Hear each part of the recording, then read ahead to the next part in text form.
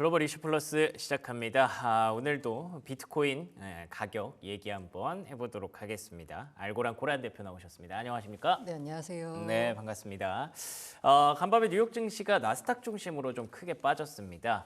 근데 최근에 하셨던 말씀이 이제 비트코인 가격은 결국에는 나스닥과 수렴할 수밖에 네네. 없다. 저도 요즘 그 기사 같은 것들 보니까 뭐 디지털 금보다는 나스닥 기술주에 가깝다라는 얘기가 우세하더라고요. 네. 그래서 오늘 좀 많이 빠졌나 싶었는데 이 정도면은 뭐 나름 선방한 거 선방, 아닌가? 네, 네, 그렇죠, 그런 그렇죠. 생각도 들어요. 어떻게 보셨어요? 사실 비트코인이 88,000달러를 돌파하는 등 그나마 최근 들어서 가장 좀 강세를 나타냈었거든요. 근데 밤에 갑자기 가격이 떨어지기 시작하니까 뭐야 무슨 일 있어? 라고 다들 궁금해하셨는데 미국장이 열렸습니다. 열리는 게 악재군요. 네, 미국장이 열리면서 가격이 빠지니까 비트코인 가격도 하락세로 돌아섰는데요. 앞서 말씀 주신 대로 그래도 과거보다는 조금 더 낙폭을 좀 줄이는 그래서 상대적으로 낙폭을 줄이는 거서 지금 현재 가격을 보니까요. 거의 87,000선 왔다 갔다 하고 있거든요. 맞아요. 그 이미 약간 악재가 나와서 가격에는 많이 반영된 모습이고요. 흐름을 보자면 이제 기술주 흐름을 따라가고 있고요. 그리고 전반적으로 말씀드리자면 그간에 또 왜 강세를 보였냐를 생각해 보시면 아까 매크로와 비슷하게 움직인다라고 했잖아요. 그 나스닥과 비슷하게 움직인 것과 같은 논리로 트럼프 대통령이 그간에 좀 비트코인이 좀 강세를 보일 때 별 말을 안 했어요. 시장에 영향을 끼칠 만한 별 말이 없었거든요. 그러니까 시장이 이제 스물스물 올라왔었는데 오늘 또 약간 하락을 맞았는데 그래도 이미 올라온 수준은 유지하고 있고요. 새벽에 특히나 이제 관세 그니까요. 25% 부과한다라고 하니까 예. 잠시 87,000선 이제 내줬다가 86,000선까지 밀렸다가 지금 현재 87,000선으로 다시 올라온 상황이긴 하죠. 아니 근데 뭐 자동차 관세 25%랑 비트코인 가격이랑 뭐 크게 그게 연관이 없잖아요. 그렇죠? 연관이 없는데 그냥 지금 아까 말씀드린 대로 투자 심리? 그렇죠. 디지털 금인데 지금 확실히 디지털 쪽에 가까운 움직임을 보이고 있습니다. 그렇군요. 저는 근데 그것보다도 그 얘기는 좀 있더라고요. AI 관련 주가가 많이 빠졌는데 네네. 그게 뭐 마이크로소프트의 데이터 센터 그 임대 취소 이런 이슈들이 계속 생기면서 네네. 그래서 또 그 비트코인 채굴 기업들도 많이 빠졌다고 하던데 요거는 좀 연관을 지을 수가 있는 얘기인가요? 연관 지을 수 있지만 앞서 말씀드린 나스닥 기술주와 비슷하게 움직이는 것보다는 연관이 훨씬 더 덜하다라고 볼 수 있을 것 같습니다. 채굴주 같은 경우에는요, 최근에는 보면 이게 해시레이트라고 해서 채굴 캐는 게 얼마나 어렵냐 정도를 나타내는 지표인데요. 거기 보면 가격과는 상관없이 역대 거의 최대를 매일 경신하고 있거든요. 그 이유가 뭐냐면 얼마 남지 않은 비트코인을 두고 채굴업체들이 서로 달려들어서 이걸 채굴하겠다라고 하기 때문에 채산성이 지금 안 나오는 수준까지 뭐 왔다 이런 얘기가 나오고 있어요. 쉽게 말해서 최신 버전의 기계가 없으면 채굴을 못한다라는 얘기거든요. 그래서 앞서 말씀드린 데이터 최신 버전으로 까는 거잖아요. 근데 그걸 안 하겠다라고 하니까 채굴업체들 입장에서는 더 이상 내가 새로운 기계를 들여가지고 비트코인을 많이 채굴하는 게 어렵게 됐으니까 그렇구나. 채굴업체의 이익은 확실히 좀 줄어들게 되겠죠. 그래서 떨어진 거고요. 비트코인 가격은 그보다는 그냥 매크로 변수에 더 많이 좌우된다라고 보시면 됩니다. 알겠습니다. 하나의 진짜 기술주로서 작용을 하는 게 맞는 것 같네요. 개별적인 어떤 이슈가 있을 때 좀 더 크게 빠질 수도 있는 거고 이렇게 그냥 매크로 변수가 전체적으로 오면은 뭐 나름대로 좀 잘 버티는 경우도 있는 것 같고요. 그래서 이제 좀 그런 이슈들을 하나하나씩 한번 따져보려고 하는데 일본에 있는 상장 기업 메타플래닛이 내년까지 비트코인 보유량을 늘릴 예정이라고 합니다. 그리고 또 어제 나온 이슈였는데 게임스탑이 네네. 제2의 마이크로 스트래티지가 되겠다라는 얘기를 또 네네. 했거든요. 이러면은 그래도 비트코인 가격에는 둘 다 호재 아닌가요? 네, 그래서 어제 약간 비트코인 가격의 강세를 보였던 이유가 이렇지 이제 기업들이 채택하는 사례가 늘고 있기 때문인데요. 사실 그 개별 기업, 메타플래닛, 게임스탑 자체만 놓고 보면 시장에 그렇게 큰 영향을 미치진 않습니다. 그런데 그렇군요. 사람들이 이제 기대를 하는 거죠. 기업들이 점점점 비트코인을 자기의 그 잉여 자금의 일부로 투자를 하기 시작했구나라고 생각하니까 그러면 이렇게 약간 좀 작은 기업부터 시작을 하지만 언젠가는 M7 기업들도 당연히 투자하지 않겠어? 그러네요. 라는 기대감이 생기기 때문입니다. 이게 기대감이 생기니까 당연히 개인들 입장에서는 이제 기업들이 들어오기 전에 내가 먼저 들어가서 선점하는 게 낫지 않을까라고 해서 매수 심리도 생기게 되고요. 어쨌든 무조건 긍정적입니다. 이렇게 보유하는 건요. 그래서 실제로 보니까 메타플래닛 같은 경우에는 사람들이 다 메타플래닛에 대해서 기대하고 있는 게 뭐냐? 마이크로 스트래터지다. 일본의 마이크로 스트래터지. 그걸 이제 기대하고 있고요. 근데 사실 보유량만 보자면요. 2만 1,000개예요. 지금 현재 마이크로 스트래티지가 갖고 있는 게 50만 개가 넘거든요. 아, 차이 많이 나네요. 네, 그 전체 2,100만 개 중에서 2만 1,000개면 0.1% 정도 되나요? 네, 사실 얘들이 산다라고 해가지고 그 수급적으로 가격을 밀어올리기는 턱없이 부족합니다. 근데 이제 심리에만 영향을 미치고요. 게임스탑 같은 경우에도 여기 돈 버는 회사가 아니잖아요. 그렇죠. 근데 어떻게 비트코인을 사지? 라고 했는데 역시나 마이크로 스트래티지가 자신들이 전환사채를 발행해서 혹은 주식을 팔아서 비트코인을 사는 걸 그 마이클 세일러의 표현에 따르면 지능적 레버리지라는 표현을 썼거든요. 포장 잘하네요. 네, 그래서 역시 게임스탑 역시나 그 마이크로 스트래티지 전략을 따라해서 돈이 어디서 나서 살까 싶었더니 역시나 전환사채를 발행해서 네. 비트코인을 산다라고 했고요. 근데 이에 대해서 시장이 별로 그렇게 나쁘게 생각하지 않는 것 같아요. 비트코인 입장에서는 뭐 네, 나쁠 건 없죠. 제 말은 주식시장에서도 아, 그래요? 게임스탑 주가가 강세를 나타냈었습니다. 근데 그게 또 시간외에서 많이 빠지더라고요. 맞아요. 네. 처음에는 이거 그러면 마이크로 스트래티지 길을 따라가면 마이크로 스트래티지 주가가 굉장히 많이 올랐잖아요. 네, 맞아요. 그걸 또 기대하는 거죠. 그런데 이제 시간이 지나고 나니까 야 근데 게임스탑이 이렇게 전환사채를 팔아서 비트코인을 사는 전략을 과연 마이크로 스트래티지처럼 성공할 수 있을까에 대한 의심이 생기는 거죠. 그쵸. 왜냐? 마이크로 스트래티지는 처음에 비트코인을 살 때는 회사에는 잉여 자금으로 사기 시작했고요.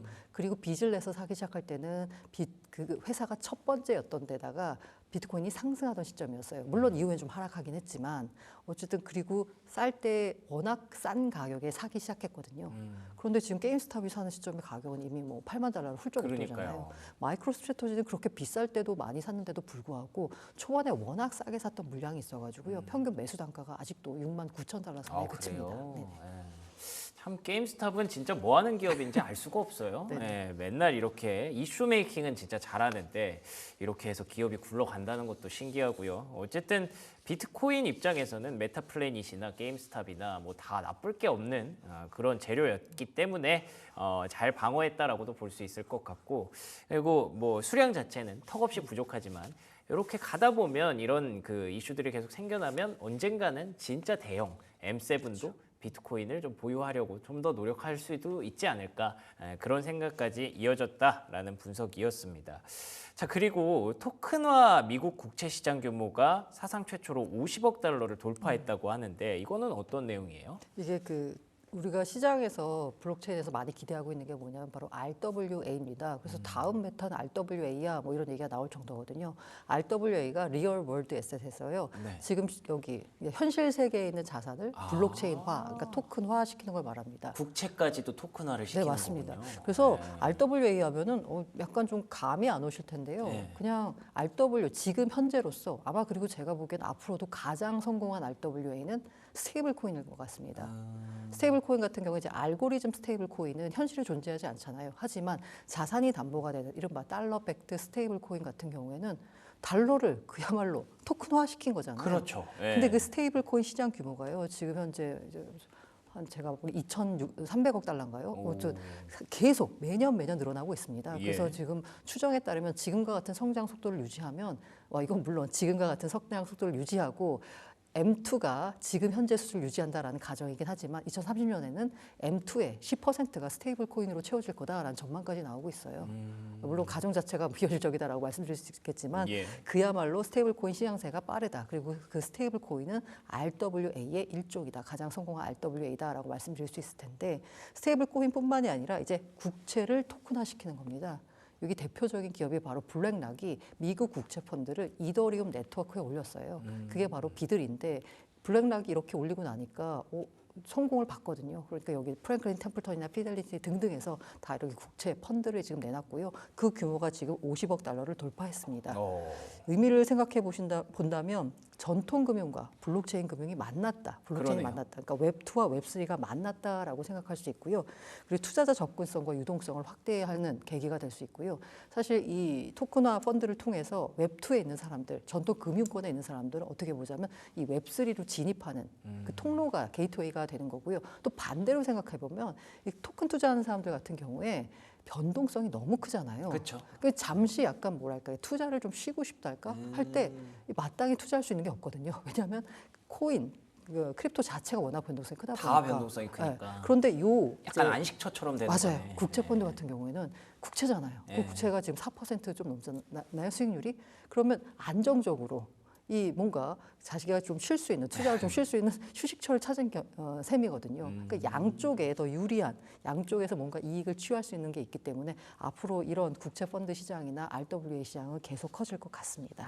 그러네요. 뭐 주식 시장으로 따지면은 파생 상품 선물 이런 것들이 맞아요. 계속 발생하고 있다라고 보시면 될 것 같고 그게 결국에는 주식 시장을 이렇게까지 성장시키는데 되게 큰 기여를 했기 때문에 비트코인 시장에서도 토큰화 증권에 대해서 앞으로 계속 규모가 얼마나 더 커지는지 잘 지켜보면 좋겠네요. 반면에 또 이렇게 긍정적인 이슈도 있는 반면에 불스코어 그러니까 시장 건전성 측정 지표가 2년 만에 최저치로 떨어지면서 약세장으로 들어설 수 있다라는 관측이 나오고 있다고 네. 합니다. 뭐 8만 달러 지지가 좀 무너질 수 있다라는 우려는 어떻게 보시나요? 이게 불스코어가 약간 화제가 됐던 게요. 이 지난주에 크립토컨트 주기영 대표라고 제가 보기에는 국내 한국인 가운데 가장 영향력 있는 글로벌 크립토 인플루언서라고 생각해요. 예. 트위터 팔로워도 뭐 몇십만이 되고 있고요. 그런데 갑자기 주기영 대표가 불사이클 이즈 오버라고 딱 글을 올린 거예요. 네. 그러면서 다들 아니 뭐야 불장이 끝났다고 이러면서 굉장히 많은 화제가 됐습니다. 거기에 대한 이제 논란도 이제 여러 빚어졌고 아니다 내 생각에는 불장이 아직 끝난 건 아니다. 앞으로 뭐 더 있다. 뭐 글로벌 M2가 있다. 뭐 이러면 여러 이제 반론들이 오갔고 또 주기영 대표가 그에 대한 추가 설명을 하기도 했거든요. 그런데 거기서 주기영 대표가 불사이클이 끝났다라고 말할 때 그때 그 뭔가 기준이 됐던 지표가 바로 불스코어입니다. 불스코어가 그랬군요. 별게 아니고요. 비트코인의 네트워크 활동량, 이게 거래량입니다. 투자자 수익성, 시장 유동성 등 10가지 핵심 지표를 종합해서요. 나름대로 크립토컨트가 뭔가 지수화한 거예요. 그래서 이게 그 보시면 불스코어가에 접어들었을 때가 있고 아니면은 베어장으로 접어들었을 때가 그쵸, 있는데 그쵸. 주기영 대표가 그걸 딱 올렸을 때는 이게 갑자기 색깔이 이제 불이면은 빨간색이고 네. 죄송합니다. 하락이면 베어면 빨간색이고 그리고 불이면 이제 초록색으로 이렇게 보이는데 갑자기 이게 빨간색이 나타나기 시작한 거예요. 그래서 이제 불장이 끝났다라고 말을 했던 거고요. 그러면서 시장에서 불스코어가 이게 갑자기 2년 만에 최저치로 나오니까 이게 FTX 사태 때거든요. 야 이제 불장 끝난 거 아니냐라는 얘기가 나왔거든요. 그런데 이 불스코어라고 하는 게요. 계속 유지가 되면 유의미하게 이건 이제 불장 끝나고 하락장으로 본격적으로 접어든 거다라고 생각하지만 제가 말씀드린 아까 10가지 지표를 종합해서 평가를 하다 보니까 이게 그 시장 상황에 따라서 왔다 갔다 합니다. 그래서 최근에 또 다시 또 이렇게 또 뒤집혔어요. 그렇기 때문에 이게 그 추세가 당장 바뀌었다라고 해가지고 앞으로는 떨어질 거야가 아니라 계속 시장 흐름을 봐서요. 그 그렇겠네요. 추세가 어떻게 되느냐를 보는 게 중요합니다. 네. 다만 이제 제가 뭐 그래서 이걸 계속 약세장의 지속이다라고 생각하는 사람들도 있고 아니다. 횡보 후 다시 상승 갈 거다라고 생각하는 사람들도 있는데 저는 약간 이제 그래도 이게 약간 희망이 담겨서 그런지 후자 쪽에다가 조금 의견을 싣고 싶은데요. 이 불스코어가 2년 만에 최저치로 떨어진 건 분명 약세 신호 맞고요. 그런데 다만 여기서 긍정적인 희망을 볼 수 있는 게 아까 제가 ETF 말씀드렸는데 계속 ETF 계속 강조드리고 있는데요. 이게 2월 말에 그야말로 정말 대규모 매도세가 나왔습니다. 하루에 1조 6천억씩 막 매도세가 예. 나오고 이랬거든요. 그런데 최근 들어서 그 어제까지 8일 연속 자금이 순매수, 순유입됐습니다. 근데 이게 ETF 역시나 추세를 보는 게 중요한데 2월 말에서 시작된 3월 초까지 순매도 흐름을 이제 끊어내고 이제 순유입으로 돌아섰다는 점이 긍정적이거든요. 이렇게 자금이 계속 들어오기 시작하면 아무래도 횡보를 하다가 상승 쪽으로 좀 방향을 틀지 않을까라고 기대해 봅니다. 그렇군요. 물론 네. 전제는 매크로가 받쳐줘야 돼요. 그렇죠. 뭐 거래 대금이라든지 최근에 비트코인의 어떤 그 활동성이라고 해야 될까요? 이런 것들이 주로 되는 지표라면은 당연히 한창 좋았을 때에 비해서 좋을 수는 없을 것 같네요. 근데 그 이후에 지금 이렇게 그린라이트와 레드라이트를 왔다 갔다 하는 과정에서 다시 그린라이트로 올라갈 것이냐 아니면 레드라이트를 크게 켤 것이냐 요 지금 분기점에 있는 것 같은데 일단은 매도세가 조금은 멈춰가고 있다고 하니까 다시 그린라이트 쪽으로 올라오기를 기대해 보도록 하겠습니다. 그리고 또 최근에 밈코인이 다시 올라오고 있다는 얘기가 있어요. 이거는 어떻게 보세요? 근데 민코인이라고 하는 게요. 지금 이 상승률만 보면은 어제도 보니까 이제 제가 여러 가지 거래소 앱을 갖고 있기 때문에 거기서 알람이 오거든요. 급등하는 종목들 보니까 MEW라고 아마 많이 보셨을 거예요. 고양이 모양을 이제 티커로 하고 있는 그 네네네. 민코인이요. 30% 올랐다. 그리고 아직까지 메이저 이제 중앙화된 거래소는 상장되고 있지 않지만 이 서양인들이 좋아하는 파트 코인이라는 게 있거든요. 그게 이제 우리말로 하면 방구 코인이에요. 네. 네, 왜 좋아하는지 잘 모르겠는 약간 네. 그런 코인들도 갑자기 알람이 오는 거예요. 100% 올랐다 막 이러고요. 그런데 이제 밈코인 같은 경우에는 이 변동성이 워낙 크기 때문에 그쵸. 이렇게 하루 올랐다라고 해서 추세 전환이다라고 보기는 어렵습니다. 그렇겠죠. 네. 다시 상승을 줄이고요. 다시 조금 하락을 했거든요. 그래서 민코인이 전반적으로 민코인에 대한 뭐 센티멘트가 완전히 돌아섰다라고 보기는 어렵습니다. 이 밈코인이야말로 시장의 불장에서 나타날 수 있는 어떻게 보면 그 극단적인 지표거든요. 시장에 돈이 넘쳐나서 돈이 갈 데가 없고 그리고 극단적인 수익률을 기대하는 자금이 모였을 때 밈코인이 가는 거거든요. 그럼 지금 그렇게 시장에 대해서 사람들이 모두 낙관하고 조금 더 추가 수익을 더 낼 수 있는 고위험 자산으로 움직이는 분위기냐라고 보시면 그렇진 않잖아요. 그러네요. 지금은 언제 트럼프가 뭘 말할지 가슴을 졸이는 상황인데 그냥 주식 시장으로 따지면 개별주, 테마주 장세 뭐 이런 맞습니다. 거군요. 네, 네. 네. 그래서 거기다 큰 의미를 부여하기는 어렵고요. 다만 그래도 뭔가 트렌드를 좀 짚어드리자면 과거에는 이제 민코인이 그야말로 민코인에 그쳤는데요. 네. 이제 민코인도 자생해야 된다, 좀 지속 가능성이 있어야 된다라고 재단에서 판단을 한 덕분이라고 해야 되나 때문인지 민코인 자체에다가 뭔가 이렇게 기능을 붙이려는 움직임들이 일고 있습니다. 예를 들면 이제 도지코인 같은 경우에는요, 야 우리 뭔가 이 1,000만 도지코인 이게 약 183만 달러인데 사실 규모가 엄청 크진 않아요. 그러네요. 그런데 하여간 이렇게 만들어가지고 야 우리 한번 도지코인을 결제 수단으로 쓰도록 한번 좀 확산해 보자. 뭐 라면 항상 이런 움직임들이 있습니다. 그래서 최근 민코인 트렌드를 보자면 민코인 자체만으로 있는 게 아니라 여기다 뭔가 유틸리티를 좀 붙여보자라는 움직임들이 있거든요. 하지만 아직 유의미한 성공을 거둔 프로젝트는 딱히 좀 찾아보기는 어려운 상황입니다. 민코인은 현재는 그냥 밈코인이다. 그러네요. 네. 뭐 일단은 뭐 시도는 많이 나오고 있는 것 같으니까 밈코인의 시도들이 어떤 성과를 만들어내는지 뭐 대표적으로 도지코인이겠죠. 이런 것들 한번 잘 챙겨 보시면 좋겠습니다. 그러면 뭐 앞으로의 투자 전략과 더불어서 최근에 제가 뉴스로 접하는 거는 스테이블 코인 얘기가 좀 많길래 정말 중요합니다. 요거 간단히 한번 정리해보고 마무리할까요? 스테이블 코인은 그 누가 그런 표현 쓰는데요. 대동강 물장사다. 공짜예요? 네, 공짜라기보다는 그야말로 그냥 거의 노다지 사업입니다. 네. 스테이블 코인은 현재 지금 알고리즘 스테이블 코인 일단 다 거의 금지가 됐어요. 이제 못한다라고 보시면 되고요. 담보가 있는 스테이블 코인인데, 그러니까 이게 스테이블 코인이 발행이 어떻게 되냐면요. 내가 예를 들면은 이제 $100를 갖고 와서 나 스테이블 코인 $100어치 발행해줘라고 하면 스테이블 코인 발행사는 $100를 발행을 해줍니다. 네. 그리고 나서 나 이제 스테이블 안 쓸래라고 해가지고 그 스테이블 코인을 다시 그 스테이블 발행사로 들고 갑니다. 그러면은 달러로 바꿔줘요. 그 바꾸는 과정에 이제 소각을 한다라고 하거든요. 토큰을. 근데 거기서 이제 수수료를 먹어요. 거기 수수료를 1차로 먹고요. 근데 그 수수료는 이제 뭐 얼마 안 된다라고 쳐도 그럼 아까 제가 달러 $100 이렇게 맡겼잖아요. 그럼 이 스테이블 코인 발행사 입장에서는 그 $100 어떻게 할까요? 글쎄요. 투자하나요? 채권에 투자합니다. 어. 미국 채권이에요. 그러면 채권 투자로 지금 현재 3~4% 수익을 얻는 거예요. 앉아서 돈 버는 기업이네요. 맞습니다. 네. 그러다 보니까 이제 테더가 대표적인 스테이블 코인 발행사죠. 스테이블 코인 시장이 거의 70%를 차지하고 있는데 여기가 사실 24년 성과는 아직 나오지 않았어요. 10K 보고서가 안 나왔기 때문에. 그런데 23년 기준으로 63억 달러 벌었거든요. 직원이 100명이 안 돼요. 블랙락이 23년에 55억 달러인가 벌었어요. 2만 명이 넘어요. 테더는 100명이 안 되는 직원을 가지고 63억 달러를 벌었고요. 블랙락은 55억 달러 벌었습니다. 그렇군요. 너도 나도 뛰어들고요. 심지어는 트럼프 대통령도 트럼프 대통령이 관여된 회사가 그쵸? 네. 스테이블 코인 사업에 뛰어들었습니다. 알겠습니다. 대동강 물장사 스테이블 코인 앞으로도 이제 코인 시장의 가장 중요한 포인트가 될 것 같네요. 지금까지 알고란 고란 대표와 얘기 나눠봤고요. 저희 오늘 딜사이팅 월간은 여기서 마무리 짓도록 하겠습니다. 저희는 내일 아침 7시에 돌아옵니다. 시청해주신 여러분 고맙습니다.